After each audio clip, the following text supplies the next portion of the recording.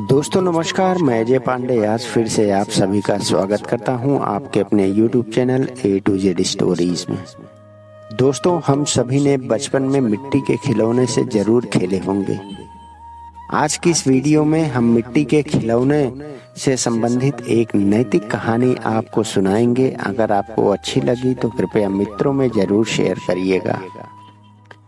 एक था खिलौने वाला बल्लू शाह। वह चुनमुन के घर के आसपास खिलौने बेचने आता था। बड़ा ही मनमौजी था बल्लू शाह। हरदम अपनी घनी घनी मूंछों पे हंसता रहता और कलाकार तो ऐसा कि क्या कहने। उसके खिलौने मानो बोलते हुए जान पड़ते थे।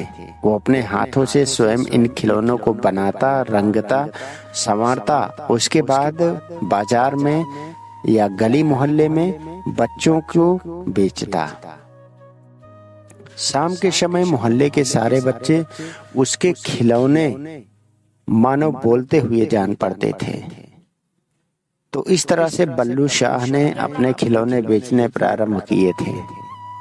तो दोस्तों इस तरह से बल्लू शाह अपने खिलौनों को उन बच्चों को बेचकर थोड़े मोड़े जो पैसे इकट्ठे करता उसको शाम को अपने घर ले जाता।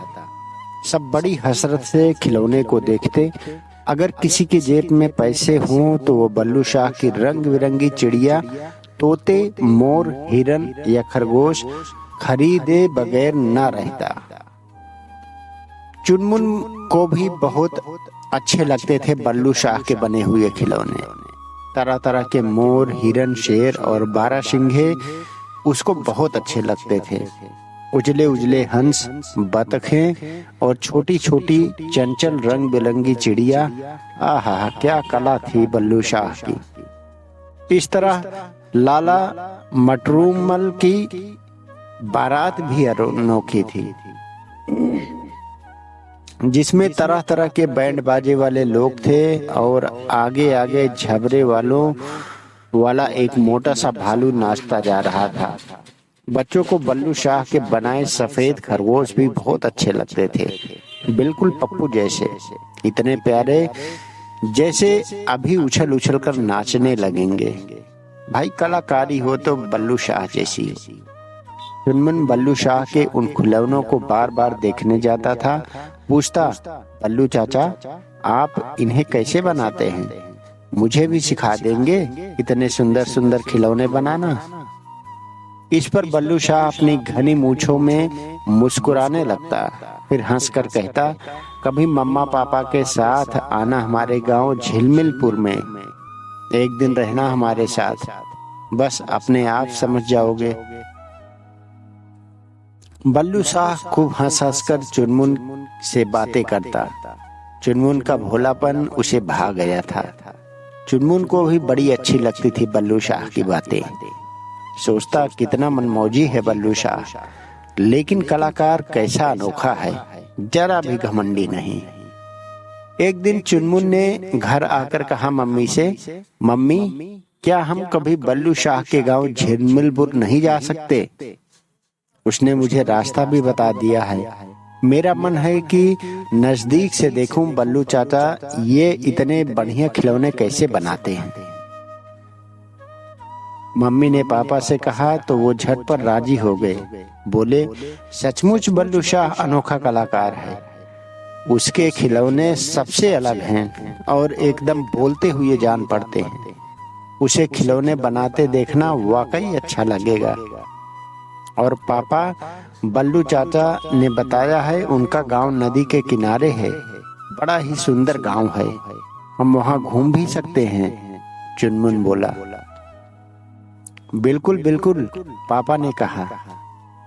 मम्मी ही नहीं, मीनू दीदी और नंदू भैया भी इस बात से खुश थे कि उन्हें नदी किनारे घूमने को मिलेगा। फिर रंग रंग के खिलौने बनाते बल्लू शाह को वो देखेंगे तो मन में कितनी प्रसन्नता होगी। अगले इतवार को चुनमुन ने मम्मी पापा के साथ मंजू दीदी और नंदू को भी बल्लू शाह के गांव झिलमिलपुर में ले गए। सबको वहां बड़ा अच्छा लगा। बल्लू शाह बहुत खुश था। उसकी घरवाली सरोज और बच्चे भी उत्साह से भरे हुए थे। चुनमुन ने बल्लू शाह के खिलौने तो देखे ही साथ ही खुद अपने हाथों से भी खिलौने बनाए और उनमें रंग भरे। मीनू दीदी की गुड़िया और नंदू भैया ने हाथी बनाया। वो नदी के किनारे घूमने भी गए।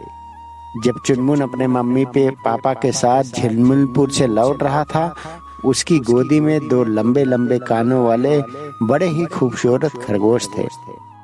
बल्लू शाह ने इन्हें चुनमुन को भेंट करते हुए कहा था, चुनमुन, ये बेचने के लिए नहीं है, मैंने तुम्हें भेंट करने के लिए खास तौर से बनाए हैं। इन्हें संभाल कर रखना मेरी याद के रूप में।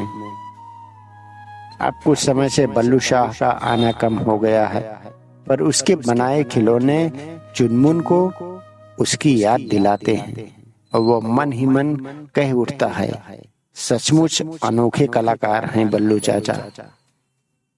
तो दोस्तों, पहले के जमाने में, अब तो मोबाइल का जमाना है, इंटरनेट का जमाना है, लोग इसमें व्यस्त रहते हैं, लेकिन हमारे जमाने में मोबाइल और इंटरनेट नहीं हुआ करते थे। कहीं मेला होता था तो हम महीनों 15 दिन पहले उसकी तैयारी करते थे। 1-1 रुपया जुटाकर खिलौनों के लिए अपने पास रखते थे। दादा दादी, मम्मी पापा सबसे खिलौने ले खरीदवाते थे हम लोग। आप भी अपनी बचपन की यादों को ताजा करिए और याद करिए उन दिनों को। मिलेंगे एक नई वीडियो में एक नई रोचक जानकारी के साथ। तब तक के लिए नमस्कार, प्रणाम, जय हिंद।